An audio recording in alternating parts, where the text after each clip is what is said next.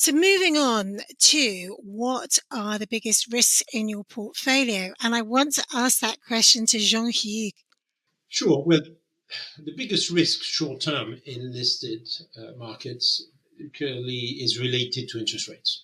If we don't see this mean reversion in the trends in long bond yields and the yield curves, the space will most likely remain kind of beaten up or at least unfavored. Us as investors try not to focus too much on that because this is very much related to the short term. More fundamentally, over the long run, the risks that are traditional in our space have much more to do with regulatory risk or political intervention risk.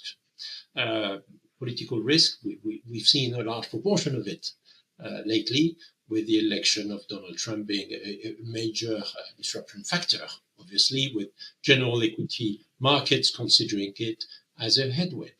I would say, first of all, it's not as straightforward at all. And I mentioned earlier the fact that in that case, political intervention could actually lead to higher power prices.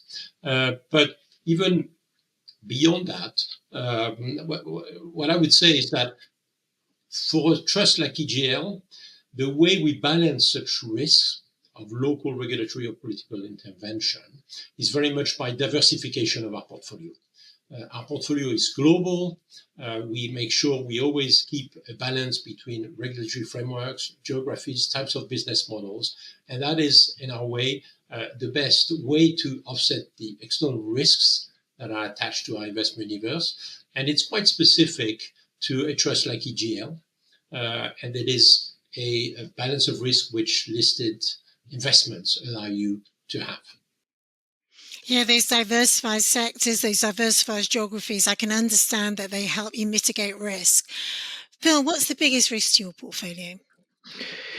I think as a diversified portfolio, there's a number of things we think about when we think about risks. I think certain asset classes are exposed to market risks, such as wholesale power prices. If we look at the wind or the solar in our portfolio, for example, as an infrastructure owner, infrastructure owners are very reliant on third parties to deliver services to those assets. So the creditworthiness of the supply chain and customer chain that you wrap assets around to monetize those assets is also something we need to pay close attention to. Operating risks is always something to consider. These are living, breathing assets that require people, processes, systems to make them work. So we have to look at the operational complexity of assets and how those things are being managed. And then finally, the legal regulatory framework in which those assets operate. That's both the fact we're a UK investor and we're therefore exposed to UK legislation changing, whether that's corporation tax, health and safety, environmental legislation, but also as a fund that specifically targets investments in asset classes with some form of public sector-backed revenue stream. Any changes to those support mechanisms will also have a potential impact. So they're the, asset-specific risks, and I'd echo everything my colleagues have said around the more macro risks around the rate environment being a really important dynamic for the sector as well. Thanks so much, Phil. And Ben, obviously we're going to talk about cost disclosure, but what are the other greatest risks for your portfolio? I would say, Annabel, that if you read the papers over the last 2 days, you would think that the biggest risk for us is whether AI is a magic bubble or a magic growth ingredient for the economy. But I'd like to be at pains to stress that is not the core issue. Removing artificial intelligence, the digital sector is still growing faster than the economy as a whole. So I might slightly change the question from the biggest risk to the biggest hope. And that's, how do we raise more capital? Because our portfolio is well positioned and it will continue to perform well if we do not raise more capital.